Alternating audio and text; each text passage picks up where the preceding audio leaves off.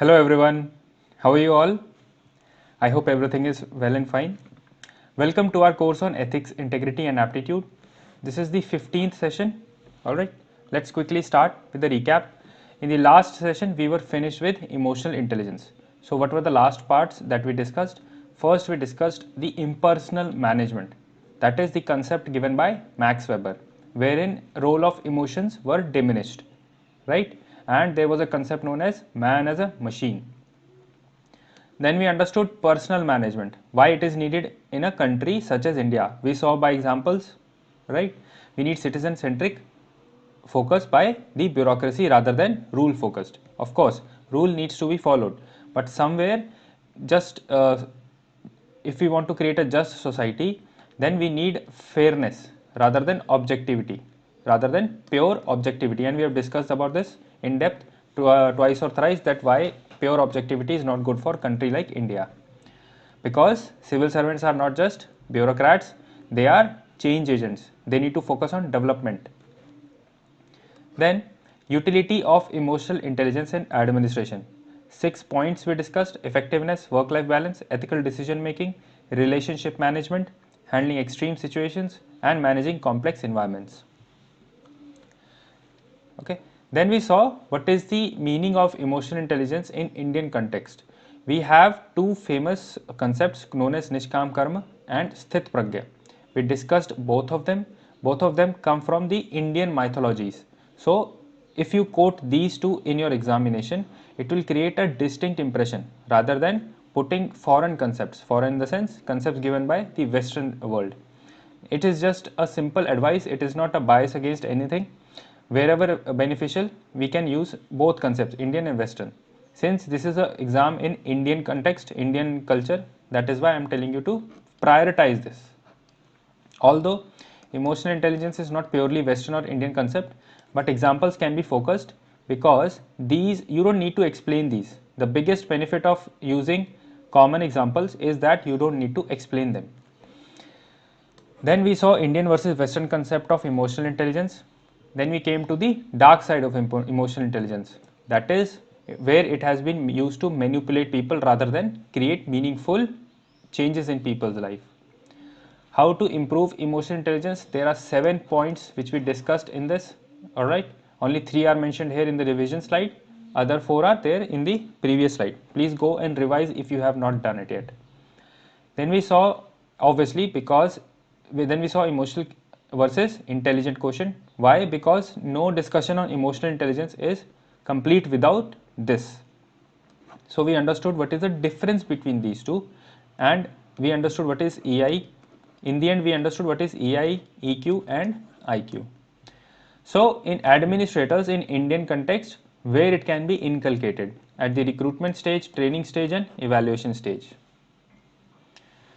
Now we come to the question which I gave you to write in the last lecture. I hope you have written something about it. I hope you have, because it is only beneficial for you, and now we are going to discuss it. So now you will understand where you could have improved or where you have made some mistakes if you have written it. So beginning with the hope that you have written it, let's discuss. So let us first understand the question itself. The core of emotional intelligence is self-awareness. If you do not understand your own motivation and behavior, it is nearly impossible to develop an understanding of others. Discuss with example. So there are, let's dissect the question. So it is saying that emotional intelligence, right, at its core, there is self-awareness.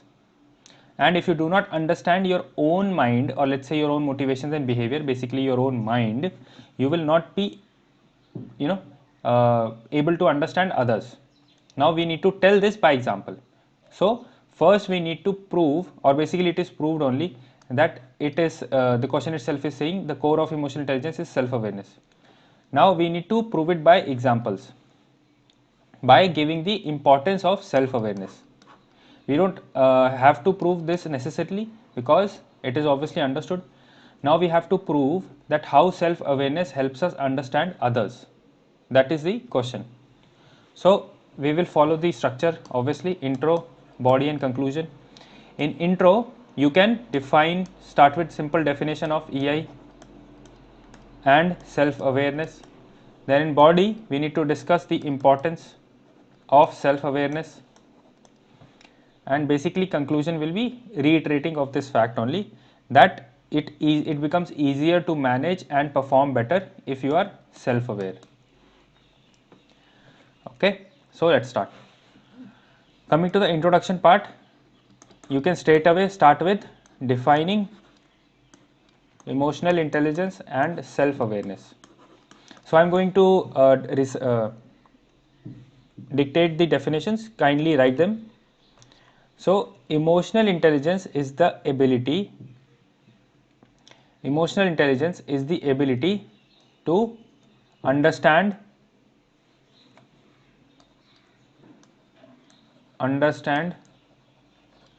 manage and effectively express. EI, emotional intelligence, is the ability to understand, manage and effectively express one's own emotions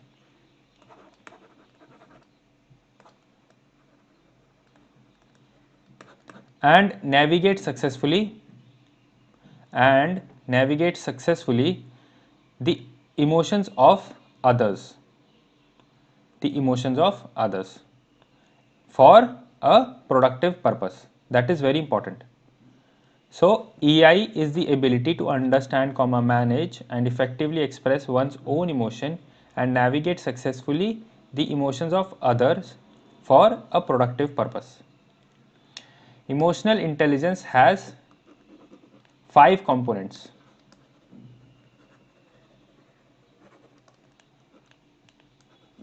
Out of which self-awareness is the most important or most crucial. You can write the 5 components or you can ignore them, but I would advise you to write all of them, and self-awareness is most important among them. Okay, so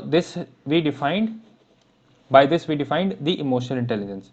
Now coming to self-awareness, please write the definition down. It is the ability to accurately perceive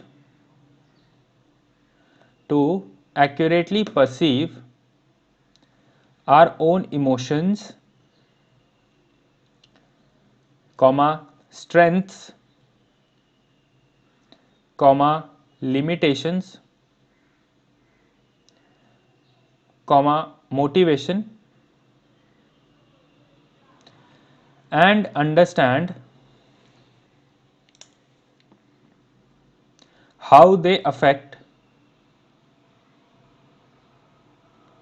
a person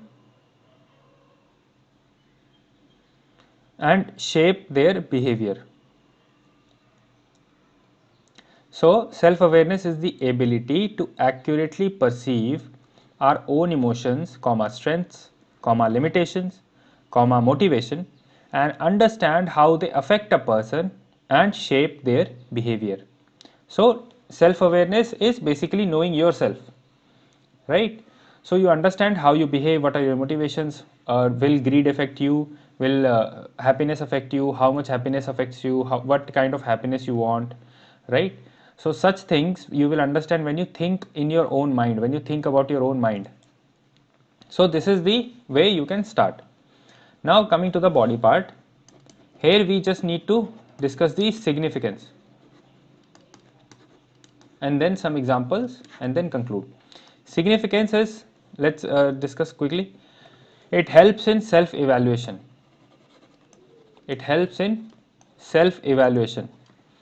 And helps in accepting constructive feedback. So you can improve, right? If you understand yourself, if you can evaluate yourself honestly, and if you can do the SWOT analysis on yourself honestly, it will benefit you only. That is why many people who are successful, they say that first try to know yourself. What are your strengths? In Art of War, there is a book, Art of War by Sun Tzu. In that also he tells that you need to understand yourself, your strengths and weaknesses, and understand your enemy. So understanding leads to knowledge, knowledge leads to wisdom if used properly. So you need to have the power to self evaluate so that you can accept constructive feedback and grow. Okay. Secondly, you will understand your own motive and values, right? If you are self aware, you understand your own values. What is important for you? Is corruption important for you? How do you deal with it? If it is negative for you, you deal with it. If some people really want to be, earn money through corruption, for them that's the value. For them corruption is not a value. Or basically, let's say, despising corruption is not the value in their ethical structure. So you need to if you know yourself and you know your values, then you will be able to prioritize them in the times of need or in the time of any setback. Because as we have discussed, the values are tested whenever there is a situation. Otherwise, in normal times, values are not tested. They are only tested when there is a setback, when there is some issue, right? So if you are honest, okay, are you honest when there is a 100 crore bribe offered to you? That is the issue. Those are the values. So if you are self aware and you understand that you will be able to sleep well if you do not take black money or corrupt money, then you will be able to stand up to the corruption, right? And this also helps you to orient yourself to service attitude. Like many people who want to join civil services, they come with a service orientation towards the country and the citizens. They are almost the same thing, synonyms only, but still some differences there. So they come with a service orientation to the country or the citizens. So if you are self aware and you know that you came for the service for servicing other people who cannot help, or who need help, who need the development part of the governance. So if you do that, if you come with that orientation, you will be able to see it as a service as and not a personal fiefdom. Whenever a person comes to you for help, even after hours, after office hours, you will be inclined to help them because you have a service attitude rather than personal fiefdom attitude. So you need to understand that what values you have, so that in the times of setback, in the times of testing times, you can hold on to them. And this will come only by self awareness. Now, third point, how self awareness helps you. It helps you to sympathize and relate with other people who are in the similar situation. It helps you relate with people in similar situation. Like you must have seen many toppers who come and give toppers talk. They always say, yes, we understand the trouble you go through. We understand because we have gone through the same process. So if they understand that they have gone through the same process and they understand the pain that comes with it and the happiness that comes with it, they will be able to motivate other people also, and they will be able to relate with other people also. So if you are self aware, knowing that you have gone through some difficulty, let's take an example. If you uh, if you have a younger sibling, right, so you will understand what a teenage goes through.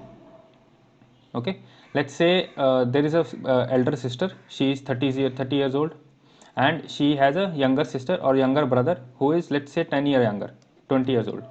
So the teenage years are quite hard on a child. Okay, they are growing up. So this elder sibling can be a third parent to the younger kid. And since there is age gap is there, but not much generational gap, because this person has also grown with technology, this person is also growing up with a lot of technology. So the elder person has already seen a lot of technology, so they understand how important it is and how harmful it is also. So they will be able to better guide the younger sibling, right? So such things happen when you are able to relate with other people. You can help them guide better. So if you are self aware, you can relate better, and then you can guide better. This also leads to building of better teams. See, these are all examples. Please write them. So if you are able to develop a better team, you will be able to do that. How? See, there are many people who run businesses who have never worked anywhere. So all they know, all they understand is giving orders. I have had personal experience with such people. Okay, so all they know is giving orders, or all they sometimes they are workaholic people, so they do not understand the value of personal life, so they keep working. Anyways, so point is, if they have behaved in that way, if they have never been an employee, they might not be able to understand the troubles of employees. All they understand is giving orders and seeing that work is not being done, but they do not understand that employee is not a robot. Creative works takes time, right? So it helps you relate with people in similar situations.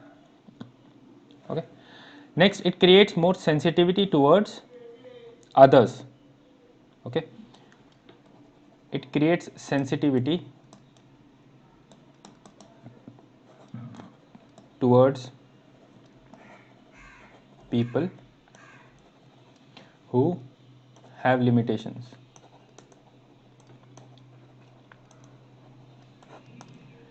So many times people who are who have basically, let's say, all functioning limbs, they are not able to relate with people who are people with disabilities or differently abled people, right? Many times this happen. It needs special level of empathy.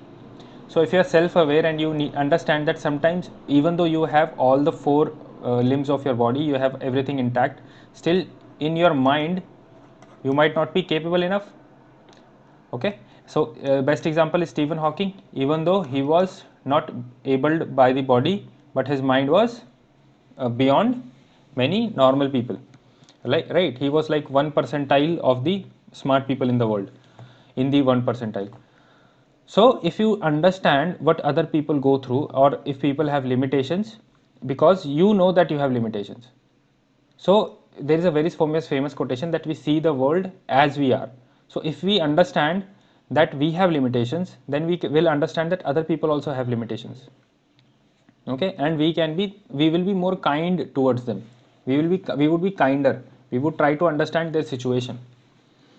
So all in all, it creates awareness of others. So self awareness feeds into social awareness. This is also one of the components. So we have proved it. Now let's take some explicit examples, although I have discussed many examples in the point itself. So Buddha said that in the first noble truth, he said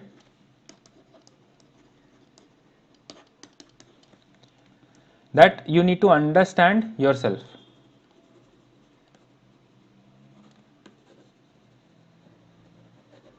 And actually in all the noble truths, he is trying to tell you to understand how desire leads to the foundation.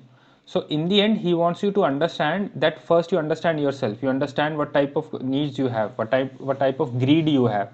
So if you understand all those things, you can eliminate desire, wrong desire. At least for mere mortals like us, we can eliminate wrong desires, right? So Buddha said that you need to understand yourself, and that is the one of the most important things that you can do. Another thing that we can take example of is, if there is self awareness in parents, they will guide their kids better. That and guide in what? Value education. If parents are aware that they were given good values by their parents, so they will also give good values to their kids. If parents are aware that their parents did not give good values to them, then the parents also would like to give the good values to the kids. So basically, if parents are self aware, they understand what they lack and what limitations they have, they will try to overcome that for their own kids. Similarly, for teacher, when teachers teach students, if teacher is self aware, right, that they are good in English, or they are good in empathizing with people, and so on. So if teacher is aware of their own strengths and weaknesses, they can help student identify those strengths and weaknesses in themselves. Okay, so when a teacher can guide student in this way, obviously it will lead to better future for the student.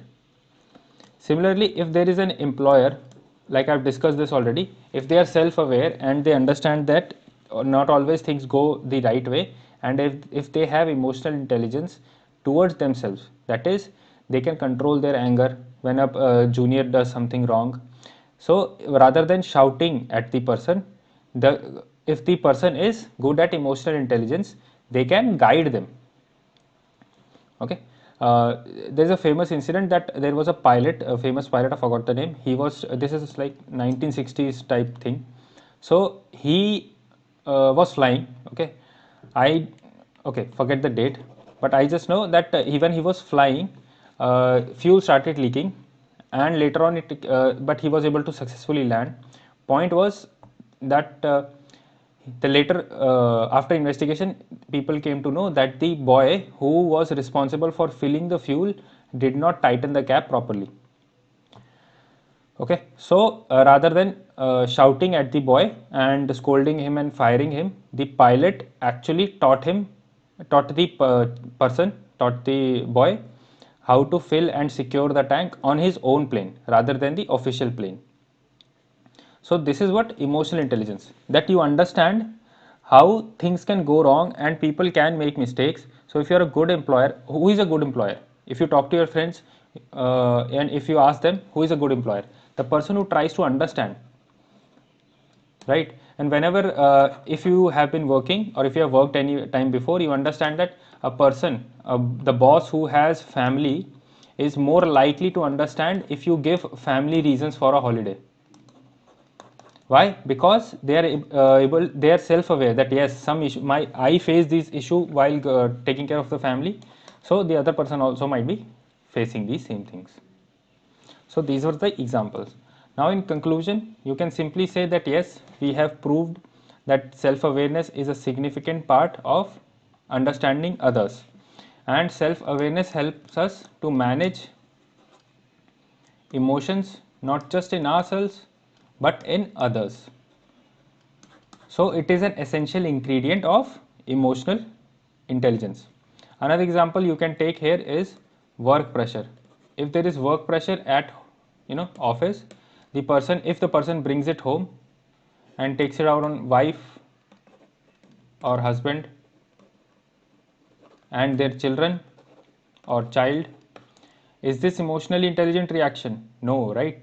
So if the person is self-aware, they will try to control, or they will try to leave the office in the office rather than bringing it home.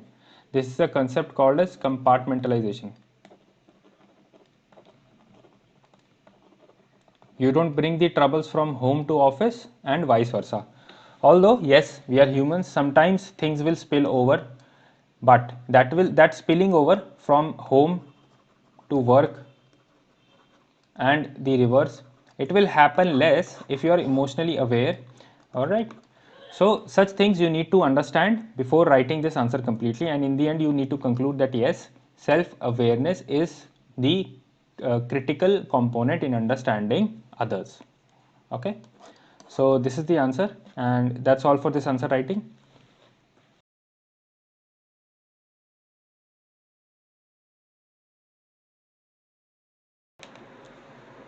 So I hope you have understood this. So let's begin with our new course, or basically new topic today, which is based on the moral philosophers.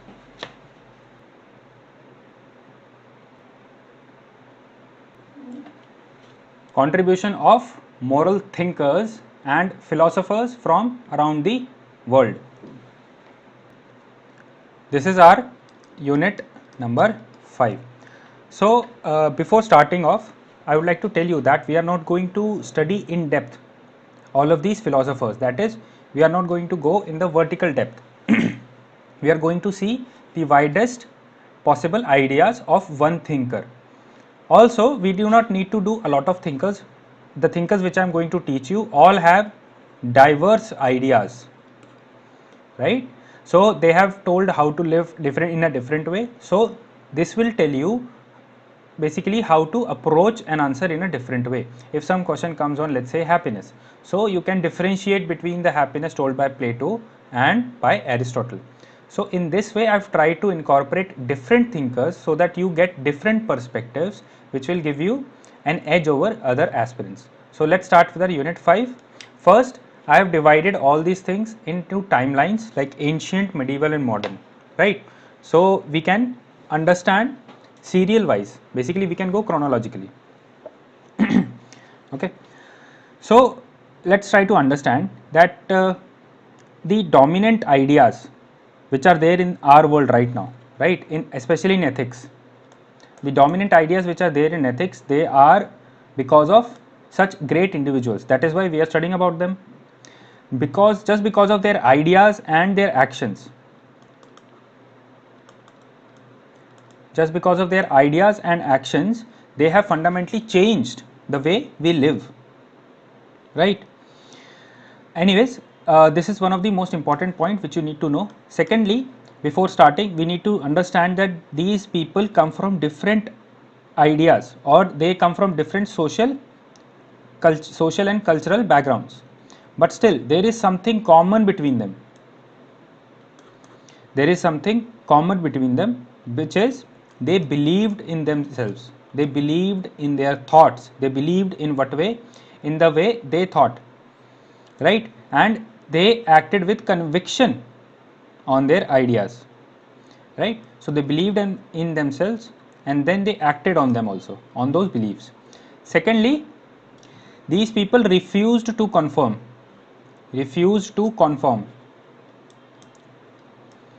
or basically you can see it in a way that they tried to take a little different way of living, or they wanted to evolve a new way of thinking and working, like Galileo, like Socrates.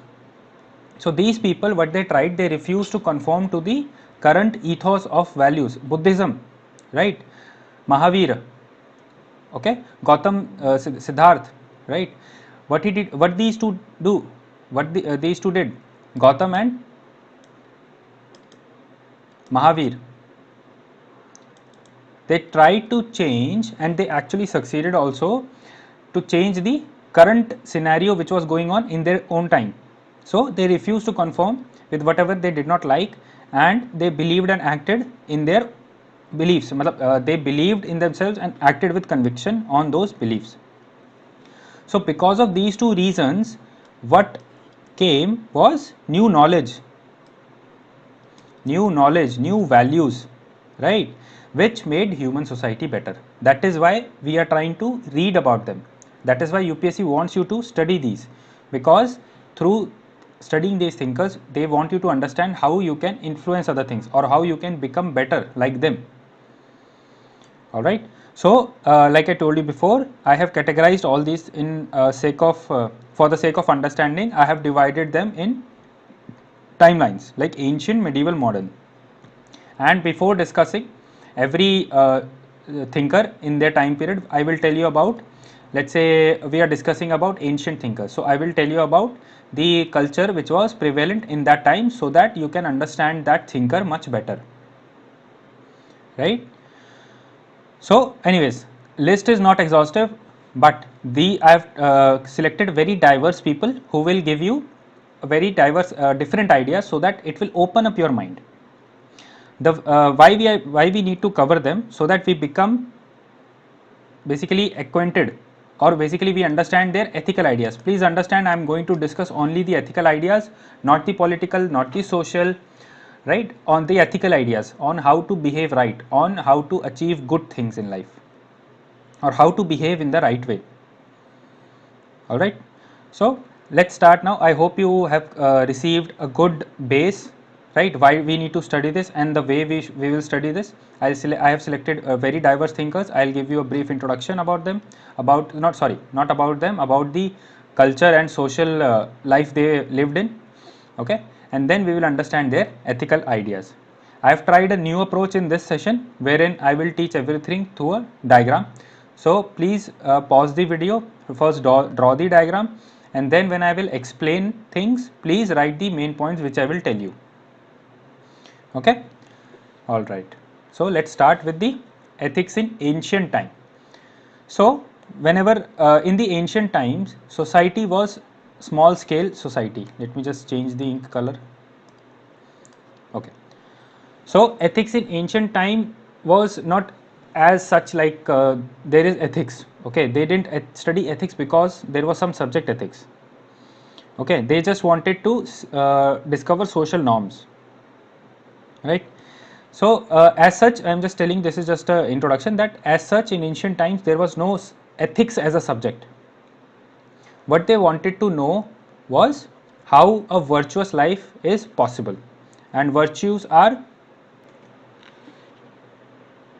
traits that are morally good. So mainly they wanted to deal with this question, that how to lead a virtual life. All right. So let's start with the introduction of the ancient time. Let's quickly cover it. So I have divided that time into two parts: society and values that were followed in that time. So the society in ancient time was basically small scale, right? And the social order, okay, that was based on traditional values, moral values, rather than something made out of rules and government. So it was small scale and well knit. Obviously it was, if it was small scale, then people would know each other. Like in ancient times, cities were not there, so people already knew each other a lot of times, because they lived in a close knit place, in a close knit way, because that was needed for survival. Right now lot of services available, but at ancient times such services were totally absent.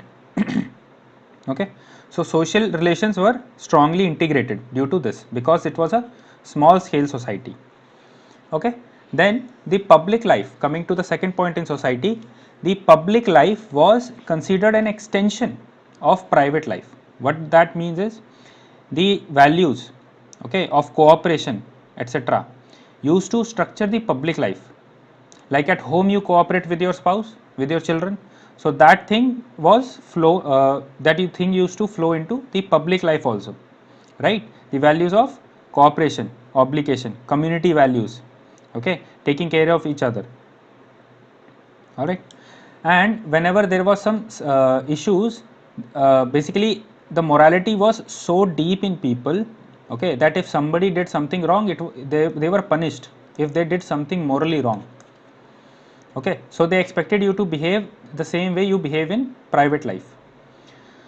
Now the corporate personality was, okay, the concept was there, unlike the self personality, self directed personality. Basically what it means, these are keywords, you can note it down.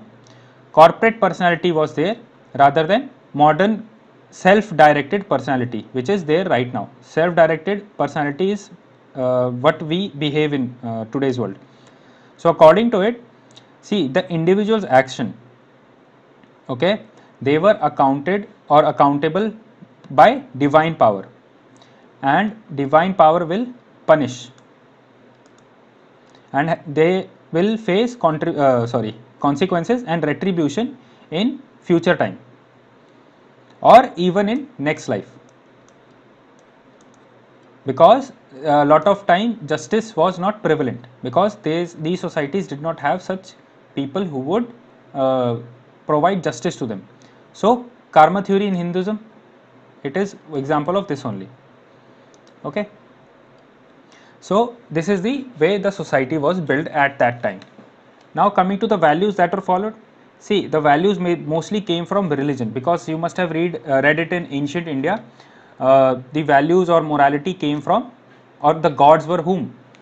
The natural things, right? And God came from religion, and morality came from that. So values were provided by religion, but this was a positive role that was played by the religion. Basically, the judgment in afterlife. Like I told you, in next life, punishment can be there. This was the most powerful, let's say, motivating force, due to which people accepted social values and behaved in socially acceptable way. This is why there is a lot of fear in Bible's concept of afterlife, the judgment day. Okay, so such things came from these only, right, which we read now. Coming to the next point, wisdom and responsibility was cherished. Okay, it was a cherished value by everybody. That is why people like Plato, Socrates, Aristotle, Buddha, these are all highly respected because of their wisdom only, and they were responsible, right? Finally, social taboos were also a great deal of source of values. Okay, like remaining faithful is a remaining unfaithful is, or being or cheating on your wife is social taboo. So this was an important source of morality at that time. Okay, so this is the ethics in ancient time, how things were going on, and now we will try to understand the thinkers. Okay, so let's first start with Buddha. Alright, so I think we all know about Buddha. We have read about his theories in prelims, right? And we know his history, what changed him, and all that. Please remember that we are not going to discuss Buddhism here. We are not going to discuss Jainism here. What we are going to discuss is what Buddha said, what Mahavir said.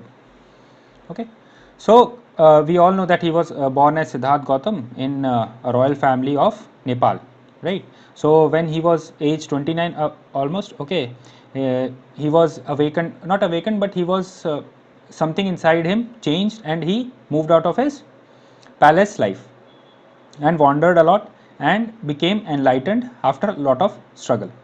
So he gave his own moral vision of life, moral vision of life, right? And founded Buddhism, obviously. One of the most important things, okay, so questions that are usually asked, let me just discuss that with you for a second. The questions which are usually asked in this topic, they are mostly direct questions, okay, or quotation based questions, right? So direct questions are there, like John Rawls, they'll directly ask you about John Rawls theory, okay. Let's just write direct questions here, direct questions, okay. Secondly, they will ask you quotation type questions. They will put someone's quote and try to ask, and then they'll ask you what it means to you. So first you answer this by meaning of the quote. In the first paragraph you tell meaning of the quote, or in the first part, then you tell the current relevance, and then you tell examples. So you tell what the quote means, okay, then you tell the current example. Please write this down, I'll erase this, okay. After discussing this, we'll continue to Buddhism, and then the example. All right, so direct questions, quote based questions. Third, perspective based questions.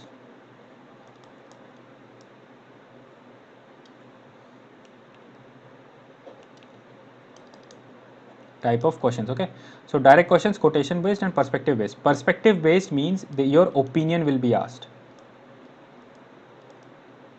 okay, your opinion on something will be asked. Then what you do, just write the idea of thinker as yours, idea of thinker as yours, okay. So these type of questions are generally asked, right? So I'm going to erase this. I'll give you 2 seconds. Please take a screenshot, or I think it's pretty easy to remember, not that important. Actually it is very important, but not important that we need to have it in a detailed thing. This is just how UPSC asks these questions, okay. So I'm erasing it, okay. Alright, so let's start with Buddhism. Like I told you that he gave his own moral vision, okay. Yes, so current relevance, we are at current relevance. So currently in modern time, you can see that his teaching has helped a lot of Dalits overcome prejudice, and they are able to step out of the cages that were put on by caste. So this has so that is why it is very important to read about him. Like even Dr. B.R. Ambedkar followed Buddhism, okay. So first topic that we'll study about Buddhism is radical egalitarianism, right? So why radical? Because at that time, at the time he lived, right? So at that time there were a lot of caste order, rigid caste order, right? There was a lot of social violence. Women were not given due respect. Animal sacrifices were there, okay. Common man was totally ignored, okay. So such things were there in Buddha's time. So by that by radical egalitarianism, I mean to tell you that he, in that social turmoil, forwarded the idea of equality. He said that human life is equal, Okay, and he said that men and women need to be treated equally. All right, and not just men and women, all beings, all living beings need to be treated equally. Okay, and then only human suffering will decrease. So by treating everybody equally, he is told that all living beings need to be treated equally, then only the suffering will decrease. Okay, so this is the thing. So we can link it with today's time as right of women. Still that issue is going on. LGBT rights, BTQ. Okay, nomadic tribes, their rights. Okay, coming to the next point, inclusive compassion.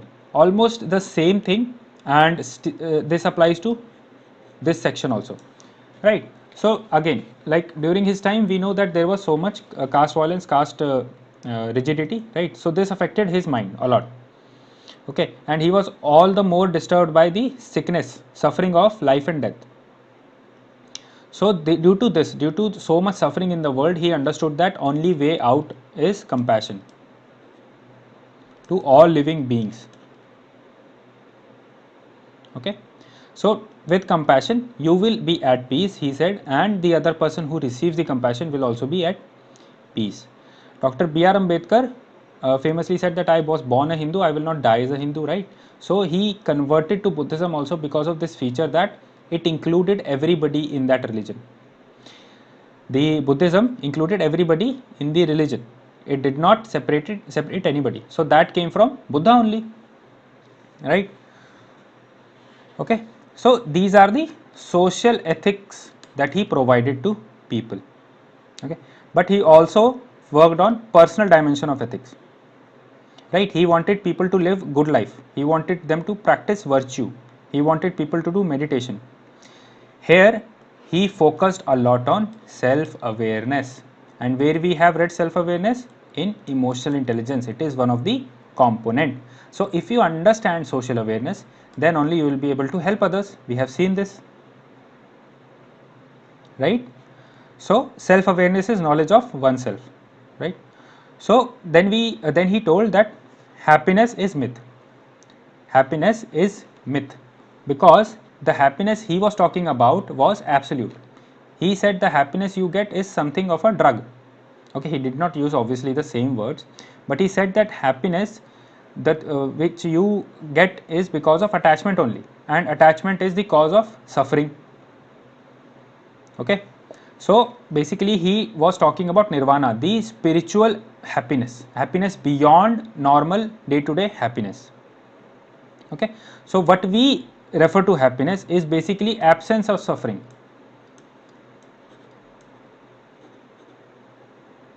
When there is no suffering in our life, we are happy. But Buddha said you have to go beyond this, you have to give up all desires. Okay, you have to give up attachment. This will give you happiness. And even Gita said something similar, don't be attached to the results. All right, so this is how you can link two concepts. Okay, so happiness that we believe in right now is quite different from what Buddha told about, right? But he also told about, but okay, so this is very negative thing, right? Happiness is a myth. So the point is, he was particularly negative in his first two noble truth, but in third and fourth he said that yes, there is a solution out of this, and he gave eightfold path in the fourth noble truth, Ashtangaka Marg, and that is only here. Now that brings us to the next point, noble path to ethical living. He said that if you want to live in a happy way as much as you can, or you want to end your suffering and live happily, he gave eightfold path, like I just told you. So these are right understanding, right thought, right speech, right concentration, right livelihood, right effort, right mindfulness, and right concentration. So that is how he told people to live. So first 2 point is social angle of his ethical teachings. The other three are his personal dimensions, right? So this is how we need to study every thinker. We do not need to study a religion. So I hope you now understand the approach I am going to take. All right. So please write this down. There are many things which we have discussed and many things which we have related. Right. All right. let's go to next part about Mahavir. So Mahavira's most important point was all creatures have equal moral right to live. Right? Let me just add one thing here. Yeah, his crucial point was, if you want to understand him in one line, a disciplined mind brings happiness. If you control your attachment, if you control your desires, you can elongate your happiness. But that was not the happiness he talked about. He talked about the absolute happiness. But for us mere mortals, he made it easy by telling us that have a disciplined mind, it will lead to happiness. Okay. So Mahavira was known as soldier of non-violence, and obviously we know that he was contemporary of Buddha, Gautam Buddha. Okay, he was also Mahavira was also born in a royal family. He also retaliated or rebelled against the orthodox religious belief that were prevailing in their time. Okay, just like Buddha, like I told you, these people gave original thought and they wanted to change things. Okay, so he also around the age of 30 decided to renounce the worldly life.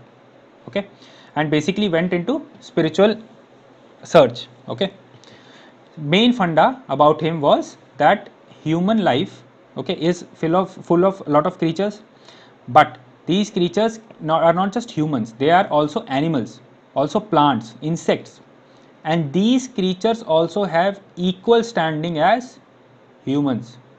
Like the animals, insects and plants have and humans are equal, they have equal right to live. That is why you see a lot of Jain priests having masks over their mouth. Okay, so he proposed that we should protect all living beings by non-violence, right? And his teachings later became, we all know, Jainism. Okay, so coming to the first point, non-violence. So he propounded that non-violence is the path to happiness, okay, or path to peace, or path to basically uh, peace, or what we can call happiness only. Okay, and this idea was famously used by Mahatma Gandhi, right, in the national movement. So this non-violence comes from where?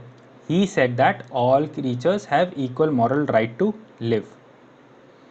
Okay, so he gives a proper reason. This reason you can quote anywhere. You can use this thought as your own, and examiner will think, oh wow, what a thing this student just told. Okay, so also his concept of non-violence is currently you can see that in a lot of environmental movements that happen in India, also PETA, right, where they are against animal cruelty.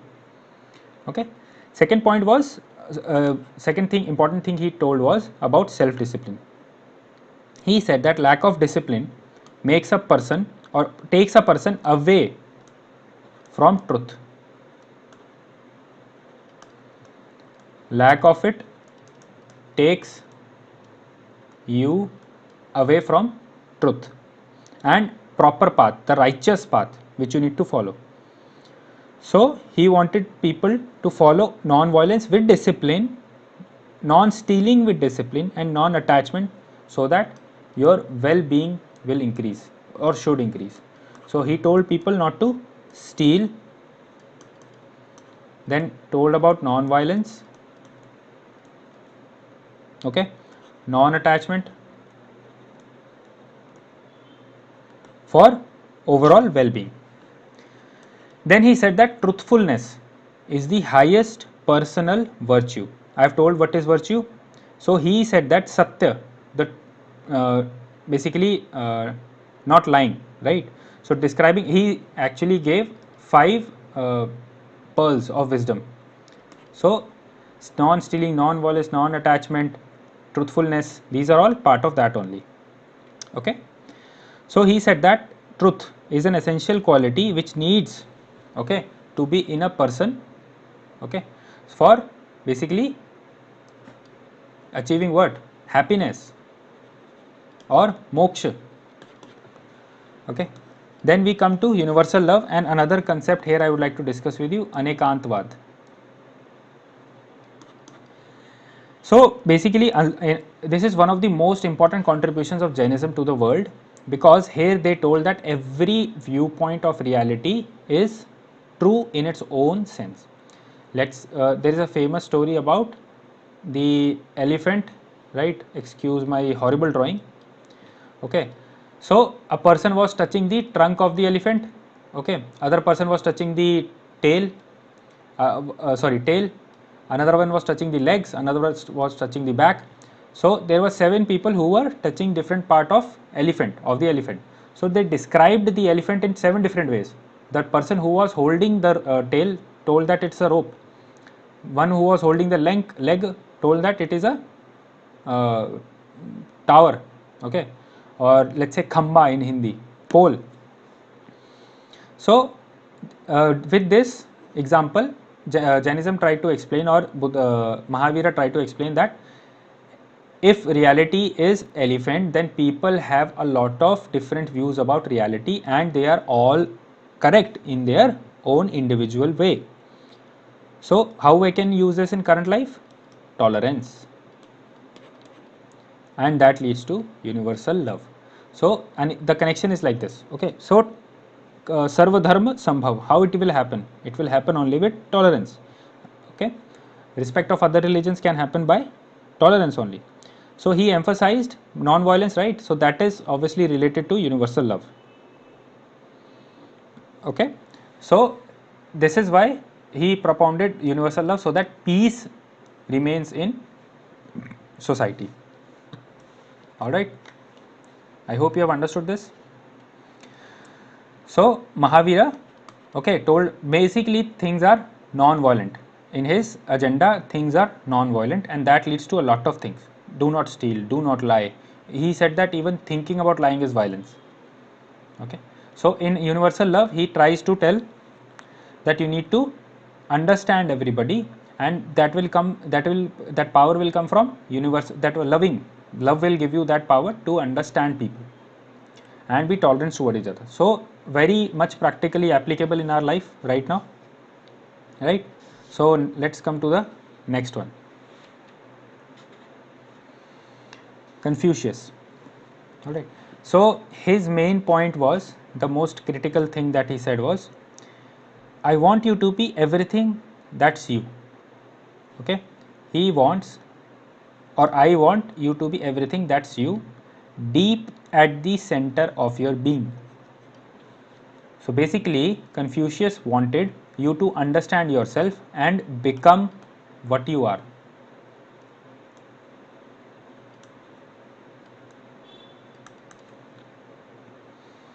Alright, so he was an influential Chinese philosopher during the time 551 to 479 BC.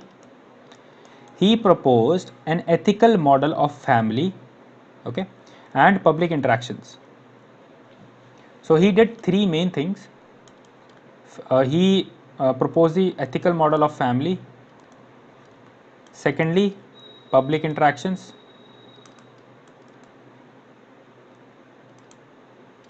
thirdly, educational standards. So he gave ethical model of these 3 things. Alright, so he was so famous that even Chinese, although we are a little, the atmosphere is a little bit anti-Chinese right now, so question might not be directly asked, but you can use the points that he said in your own answer, and you can not basically quote him.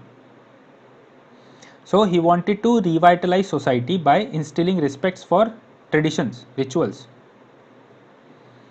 Okay, so he became a lot of he became a lot important, and because of it, even the Chinese, the current Chinese society is propagating his thoughts.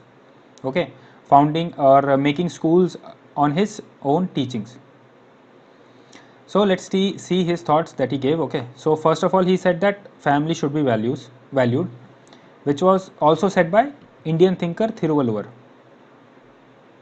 Okay, so they both said that families are basic unit of social life. Okay, basic unit of social life. He said that elderly should be cared by, or elderly people who have become infirm, okay, the people who cannot take care of themselves, they should be taken care by people who are able bodied, okay. And he said that the family, the entire family's job is to teach children to be moral, okay. So family socialization, we have read about this, right, in value socialization. So family socialization has the most critical part to play in the character building of the person. So the thought that we are reading right now, we read this in values only. Where did it come from? Confucius only. So and Thiruvalluvar. So that is why we are reading about them, because these people have contributed so well in the ethical thought process of everybody's life. Then he came on and talked about ethics of relationships. Now relationships can be many kind: mother daughter, mother son, or father son, husband wife, brother brother, brother sister, and one which we tend to miss, the government and the citizen. We mostly focus on personal lives. So these relationships, they should behave in a way that mutual respect is there. Mutual respect is there, right? And they should recognize each other's contribution, okay, so that the relationship can work, okay. So each of us, whether we are friends, whether we are siblings, we have a role, right? We need to recognize the other person's effort and their value and respect them also. And he said that this all can be done by truthful communication, not a false communication, okay, truthful communication. All right. So he said that, now he was very elaborative about all this. So he even told that how the communication should be. He said the communication should be hot, totally hot, and that was honest, open minded, and two-way communication. So you can use this model of hot in any communication or any point you want to prove about communication. Even in persuasion you can use this, that whatever you are talking, okay, whenever you are trying to persuade people, you should be honest, open minded, and it should be a dialogue. You should not be always pressurizing people, or it should not be a one-way communication, right? So such things, even if you cannot quote the philosopher or the thinker, please try to quote their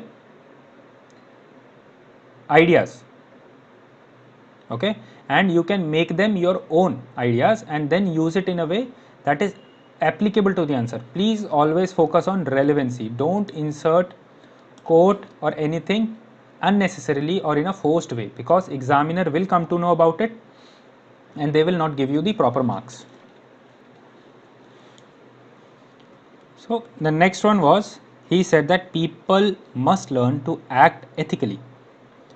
Basically he thought that people are born with neutral attitude towards goodness or good or evil. Basically the people, when they are born, they don't have any knowledge of evil and good. This is similar to a concept of tabula rasa by a famous philosopher.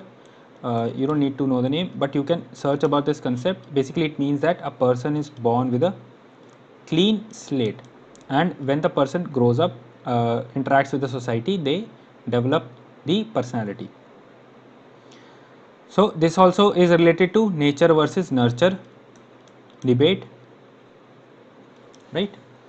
So he said that people must learn, okay, because they are born with a neutral attitude towards good or evil. All right. So in their life, individuals should learn about what is good or what is bad, and to have a good life, one must be virtuous.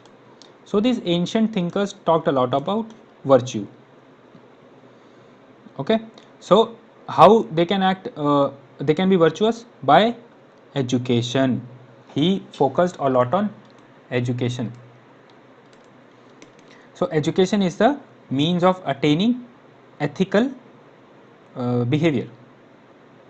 Okay, and not only just any education, organized education. Organized education. So that is why China is even focusing on Confucius Center of Excellence. They are establishing such things because he was such a big advocate and he had good ideas with which people can be changed, and they can be they can inculcate such values in them. Alright. Finally, the last idea which we are going to discuss about Confucius was educated man should hold the rank and position. Something like philosopher king of Plato. So Confucius thought and believed, like I told you, that education will make the person more virtuous, right? And with education, people started focusing on merit, because if you will provide education to people, so obviously when they will be judged for a job, they will be judged on their education and their virtues and their basically merit. Okay, so he said that for bureaucracy, this is very important for us as a point in bureaucracy, that merit should be the basis of recruitment, and that is why UPSC focuses on only on merit and provides everybody the equal chance to get selected. So UPSC focuses on merit, and that is why Chinese also focuses on that, due to, and this is one of the actual things that Chinese, I mean this is not a theory, this is true, because Chinese were the first to establish the centralized bureaucracy based on competitive examination. So this idea, educated man should hold rank and position, is one of the most critical contributions of Confucius to the political ideas of the modern world. We are now following this only. So that, and this is very important. So just because the person is Chinese, it's not necessary that you cannot use the idea. You can ignore the name. This is my personal opinion for you, because there is a lot of anti-China sentiment, and it's better safe, better, just personal opinion. It's not the opinion of diademy. Please remember that it's my personal opinion as a tutor to you, that you can, if you want to, you can ignore the point, ignore the name, but do not ignore the point. Points are very good, and I've told you the actual relationship with the current times. Okay, so even if you can't remember the thinker, remember the point, use it as your own. Okay, so because India a lot of time runs on jugaad. All right, now we come to a very basically a big personality, Socrates. Okay, one of the most influential philosophers in the whole wide world. Okay, so he said the critical or central idea is, he said the unexamined life is not worth living. Unexamined life is not worth living. This is the central idea, right? So he was a philosopher, a thinker, basically more than a philosopher. He was a thinker. He lived in Athens. Okay, so what is the meaning of this? The quote, he said that if you can't take conscious ethical choices, okay, if you can't take conscious ethical choices on how to live,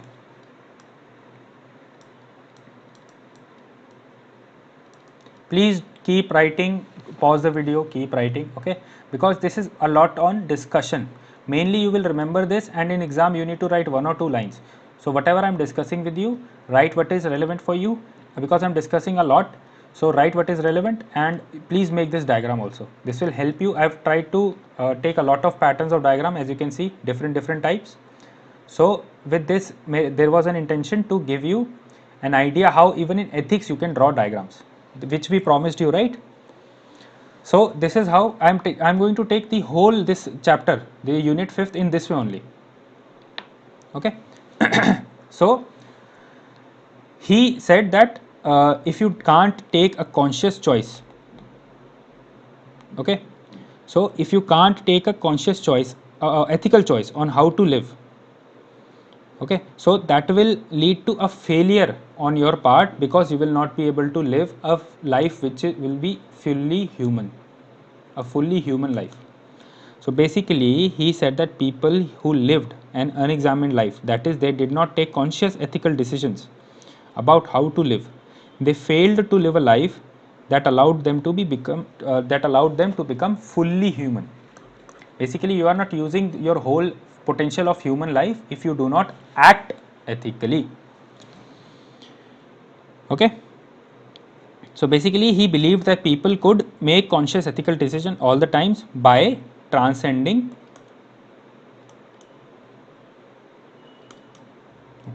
desires. Okay. So see, a lot of things, again desire linked with Buddhism, right? So this is how you can link thinkers. Okay, but the issue was he paid dearly for this. I should not laugh at it. He paid dearly for this opinion, and sadly he died. Okay, but the point was he took, even in the face of death, he took ethical decision of standing by his conviction. That is why in the introduction I told you we are reading about these people because they stood the test of time and stood by their conviction. They had conviction, they believed in themselves. Okay, so he again, how could they transcend? By reason. So you can remember this flowchart. Okay, this is the crux of his philosophy or ethical teachings. Okay, so he had a lot of faith in human beings that they can be rationalist. Okay, so conscious choice on how to live, that will lead to become fully human, and that can you can do that by transcending desires by using voice of reason. So now let's start with his ethical teachings. Okay, the first one was art of dialogue. So Socrates is basically, he gave the idea of dialectic dialogues. Okay, that is a very technical thing, we don't need to know that. So he said that to uh, basically to extract ethical behavior or to become more ethical, people should talk to each other. Simple thing, very simple thing. Instead of, they should talk, but the point was, he said that they should not preach, they should talk to each other. Okay, rather, and get to the site, get to the depth of the problem, whatever it is, get to the depth of it by talking. Okay, and then reach to the better judgment that is applicable to the scenario. All right, because when people talk freely, like with an open mind, if people talk freely, they tend to question their own views also. If they are having an open mind, they will try to understand other people, and also try to change what they thought if they are behaving in an open mind way. You must have seen this with a lot of your own friends also. If they are closed minded, they will not try to understand your opinion or your value. Okay, or your point of view. So if you say something, even if it falsifies their claim a little bit, they will not change their stance. So they are close minded. Okay, so a good conversation helps in developing a moral character, and this is also one of the crux of good relationships, honest open dialogue. Okay, now the right insight leads to right action. This means that when we do something wrong, we do it because we don't know something, that is why we do something wrong. Okay, so if you learn and focus on knowledge, it will lead to more ethical behavior. Basically he wanted to remove ignorance. All right, he wanted to remove ignorance. Next point is human reason is eternal. That is, this is a little bit philosophical, but he said that ethics are universal. Okay, and they come from reason, human reason, and this reason is something which is universal, that everybody has this reason. Okay, so humans can live together, but they should follow reason. Okay, and what is this actually in real life, this is applicable, or this was the basis of universal United Nations Declaration of Human Rights, Universal Declaration of Human Right. So this is critical in that sense, that reason is universal, everybody has reason, everybody should act rationally and consider others viewpoint also. So reason is eternal and that should be followed. Okay, and that is unchangeable. So this is the basis of Universal Declaration of Human Rights. So ethics should be based on reason, because reason is universal, everybody has it. Okay. Conscience and truth. Okay, conscience and truth. A person should value conscience and truth more than their life. And this is a bit extreme, but this was followed to the logical end by Socrates himself. He drank the hemlock rather than compromising on his conscience and compromising on the truth, or compromising on his belief. So even though he was condemned to that, he never appealed for mercy. So he is the best example, or we can say one of the best examples of integrity, because he chose death rather than compromise on his integrity. Okay, he did not even ask for leniency. So even if he asked, he would have compromised on his truth, his own conscience, right? So that would lead to Socrates becoming not a Socrates. Okay, so basically Socrates would be defying his own beliefs, right? So holding on to his beliefs, holding on to his conscience, holding on to truth. Okay, we see little bit of Gandhiji here. Okay, so this is why this point is very important. Lastly, he said that it is quite difficult to be virtuous. Okay, so basically having good values in life, it is quite difficult to follow them. Okay, that is why and he also demonstrated this in his own life, ultimately in his own death also, that being fully human, which we have talked about here, being fully human can be challenging and can be dangerous, because if you live and take conscious ethical choice every time, it might lead to trouble, because a lot of times society disregards the truth, disregards truth.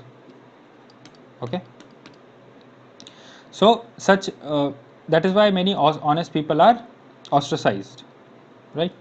So becoming honest to yourself, behaving in a virtuous way is quite difficult, and it needs a lot of conviction, right? So these were the ethical things that Socrates told, and we can have this example as Ashok Khemka. Okay, and many other people who have stuck to their conscience, right? Durga Shakti Nagpal.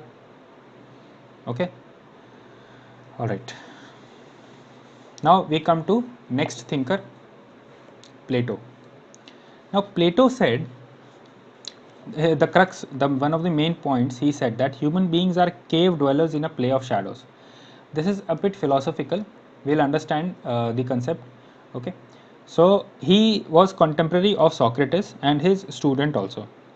He gave the Plato, not the Plato. Plato gave an allegory of the cave. He said that humans, we see an imperfect world, which is the copy of a perfect world which is somewhere else, and we are condemned to this imperfect copy. Okay, so the world which we see by senses, that constantly changes. He said that it constantly changes, and actual world is the world which has eternal ideas. So basically this is a bit philosophical, you don't need to remember it. So Plato said that we can never have true knowledge, because everything is changing in our own world, and we are condemned to this changeable world only. Okay, we can never have knowledge, because knowledge is about the real world, and real world is eternal ideas which is beyond us for now. But we can have true knowledge. Okay, we can reach that perfect world, okay, by not being finical, or basically sorry for that word, we can rather we can reach that perfect world by reason.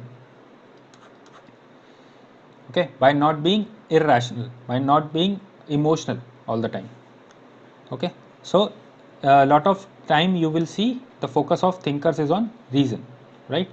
So what did he tell about ethics? First of all, he said that you need to develop the ability to think abstract in an abstract way.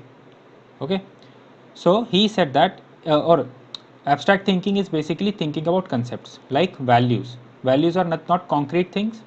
So ideas, thoughts, these are abstract things. So values are abstract qualities of a person. So he told that people need to learn the ability to understand abstract concepts.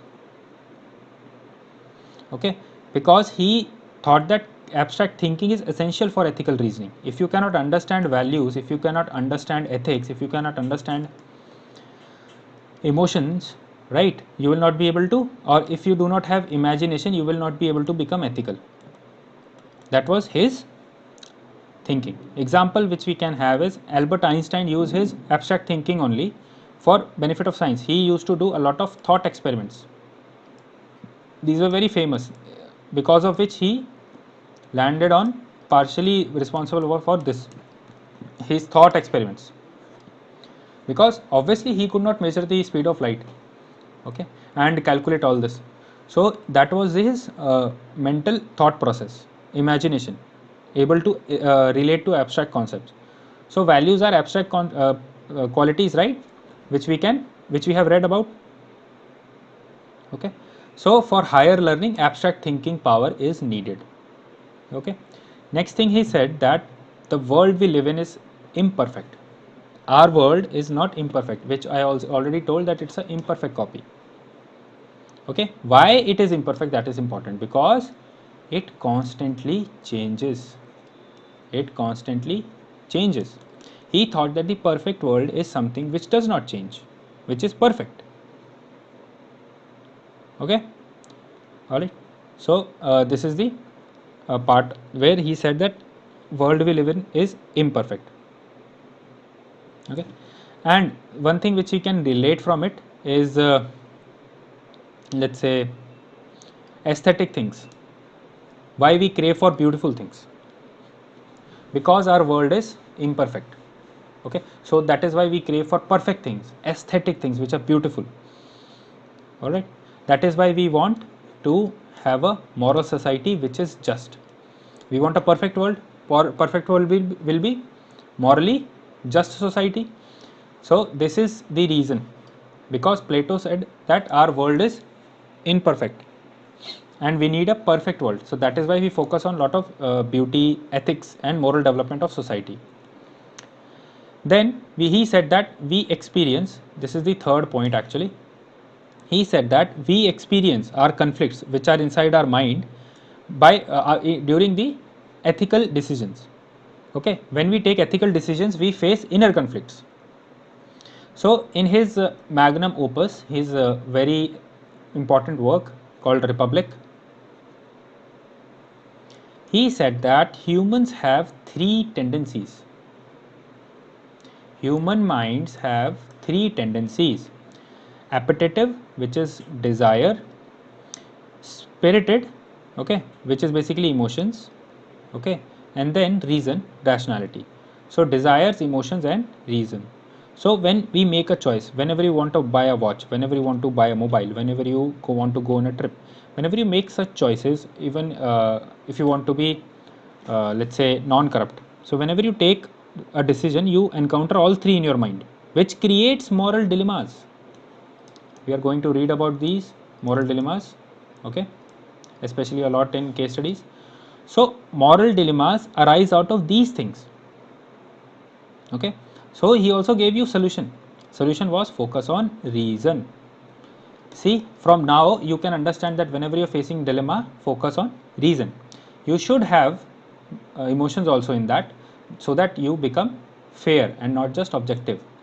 Okay, so take ideas from everybody, but apply them only as applicable to you. Don't blindly apply whatever a thinker is saying.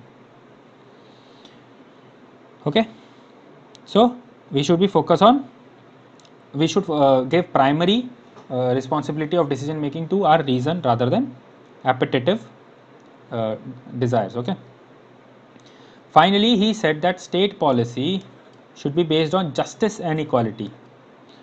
All right, so he said that the state, whenever the state is designed, a state is the structure of the state, the country, the polity, Okay, the system, the laws, whenever they are structured, they should be built in the in a way that it ensures justice by virtue of being its virtue of existing.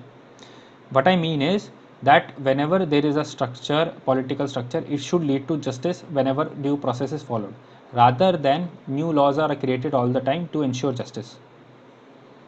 Okay, so he said that whenever a state is formed, it should be founded on the idea of social, economic, political justice and equality. Okay, and how justice will come? By reason. That is why in this point I have told that you need to follow, whenever there is a conflict, you need to follow a reason. Okay, so how justice will come? By reason. Okay, now how will a reason dominate in general population? It will dominate when we have a philosopher king. This is for your extra information, okay, so that you understand how this person dealt with the philosophical ethics, or sorry, political ethics. Now, what is philosopher king? That person, according to Plato, is person who has love of wisdom. All right, the person loves intelligence and wants to live a simple life. Okay, so this is the discussion on Plato. Please understand that he focuses on reason, on justice. He wants you to understand abstract concepts. He wants you to know that world is imperfect. That is why we need to create a morally just society. He wants you to understand that there will be moral dilemmas inside you while taking a decision. So focus on reason to solve that dilemma. Then state should also be focused on structure. Structure in the sense that it should have justice coming out of it whenever the structure is talked about. Okay, all right. So now let's come on to the next thinker, which is Aristotle. Now Aristotle said the important point about him was mostly philosophical. That's why I've not written it over here. He said that the world is real, ideas are shadow of things it contains. So this is totally philosophical, and it will take you to total philosophical discussion. So we need not discuss it right now. So basically, it is out of our syllabus. Now Aristotle was also a Greek philosopher who was a student of Plato's academy, student in Plato's academy. But the irony was he went to study under Plato and came out with totally opposite ideas to Plato. His whole career was in challenging Plato. Okay, so Plato said something else, he said totally opposite things. Okay, although that is a philosophical discussion, what we need to be concerned about is the knowledge of ethics, or whatever his contribution was towards ethics. Okay, so first one is golden mean. What he meant by this was that you need to have balance in your life. All right, so basically balance, like, let me give you an example, that you should not be totally coward, and you should also not totally be a rash person. You should be somewhere in between, and you should be courageous. That you should be let's say contain your emotions whenever they are required and think rationally. That is, if you have too little courage, you are coward. If you have too much courage, that becomes rashness. So have a middle value, be courageous when it is needed, and be thoughtful. Like you're not going to fight a 7 feet person, right? If you want to fight a bully, you will obviously not be able to fight a 7 feet person. You will try to tackle them in another way. Okay, another example can be, live in your own means. Don't live like a miser, like a total poor person and who does not spend at all. Don't live like an extravagant person who spends a lot. Be a little liberal. Okay, that is, spend when needed, not for greed, but spend when it is needed. All right, same goes for eating. Whenever they advocate whenever dietitians advocate weight loss, they say that you should eat in moderation. So that is the thing, golden mean. This can be assumed this assumes importance in current administration because problem of greed. Even Gandhiji said greed versus need. and it also concerns with climate change, right? Corporate greed, not just corporate greed, greed by any person. So we should follow a golden mean.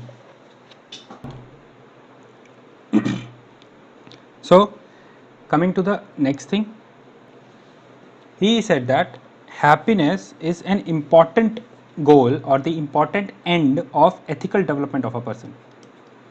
All right. So he said that you can achieve happiness by using all your ability and using ability to create virtues. Okay, so virtues I have told you, I am telling it again, because they are traits that are morally considered good. Okay, so you can achieve happiness by using all your abilities to nurturing virtues inside you, in your mind, in your behavior.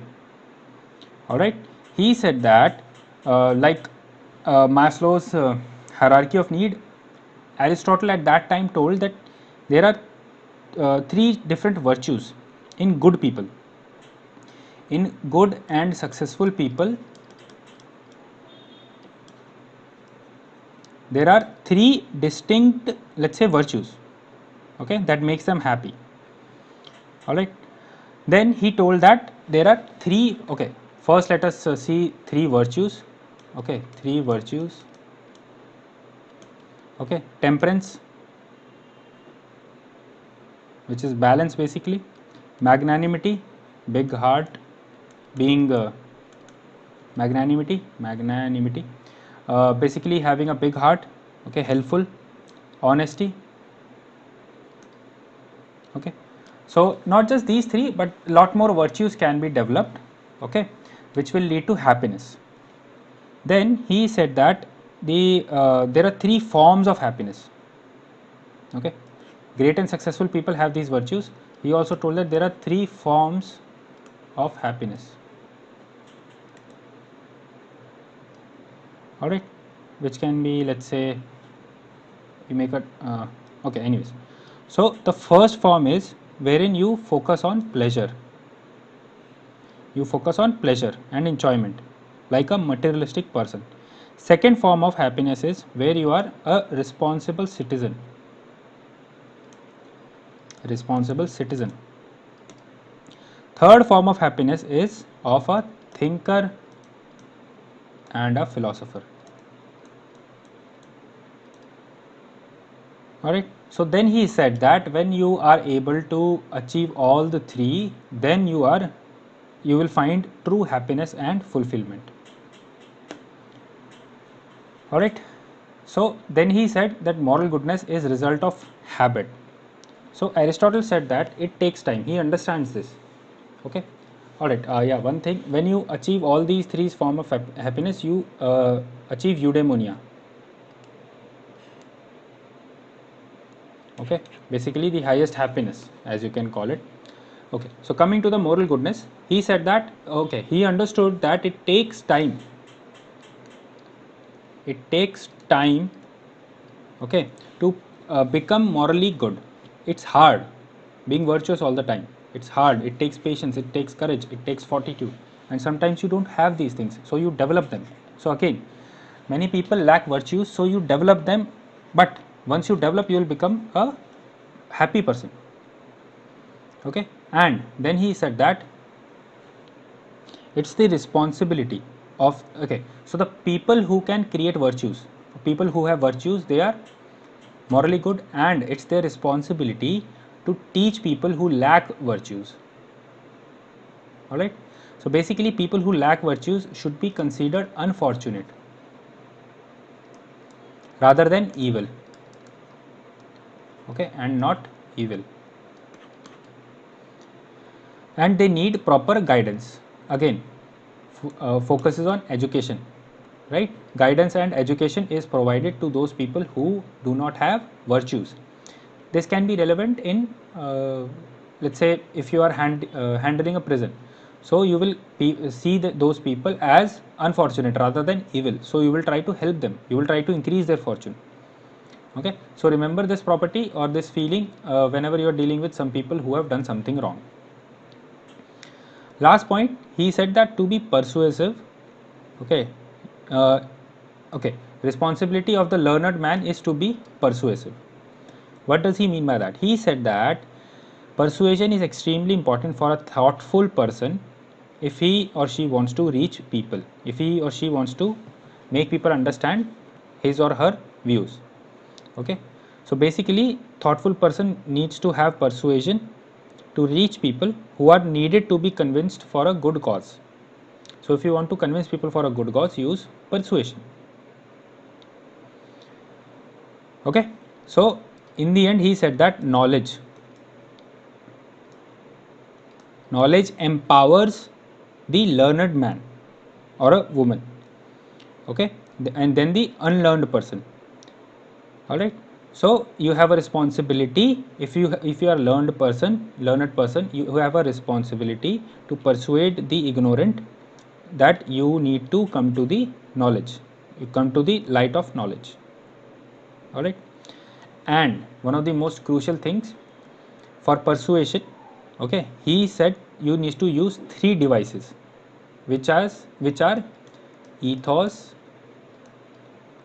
logos, pathos. We have studied all this, right? So ethos is credibility of the speaker, logos is logic or rationality, rational arguments, and finally pathos is emotional appeal to people, using their emotions to bring about change in the society. Okay, so here our ancient discussion finishes. So to sum up, basically we saw that in the first slide that they all wanted to find answer for virtuous life. That's why we have seen a lot of this word in this discussion. So ancient ethics was focused on how to live a virtuous life, and different people have given different answers. Like Buddha said, removal of suffering, right? Aristotle said, habit of right work. Okay, you need to develop responsibility, you need to act in a right way, you need to be responsible, right? So every person was dealing with this question and tried to answer it in their own way. Socrates said, by remaining true to your convictions. So if a question can come on virtuous life, you can pick direct points from ancient thinkers and write the answers. So let's take a quick recap. First we understood why, first we took this question about emotional intelligence. Then we started the unit 5, contribution of moral thinkers and philosophers from India and the world. First we understood how ethics were there in the ancient time. There was no so-called ethics subject. They all wanted to find the moral good. We studied what are the things said by Buddha and not Buddhism. We then studied about Mahavira. We saw Confucius and his focus on family. We saw about Socrates and the way he wanted you to follow conscience and truth. Then we studied about Plato, and then he one of the important thing is he told about how to solve moral dilemmas. Then we saw Aristotle and his focus on, let's say, responsibility of acting in the right way and golden mean. All right. Okay. So in the next class we'll start with medieval thinkers and philosophers. All right. Okay, so this is the question for you. Please write this, right? Nearly all men can stand adversity, but if you want to test a man's character, give him power. This was said by Abraham Lincoln, and this is a previous year question also. So we will discuss all these questions so that you understand how UPSC asks questions and how you can write appropriate answers. All right, please write the question. We will discuss this in the next lecture. All right, so that is all for this lecture. Thank you everybody. Thank you for listening. Thank you for your patience. If you have any doubts, please let us know, and please let us know if you like the diagrammatic approach in this lecture. This is quite innovative, right? A totally different approach which is taken by other people. So please let us know. We do value your feedback. All right, chal. Okay, that's all for this lecture. See you next one. Bye everyone. Take care.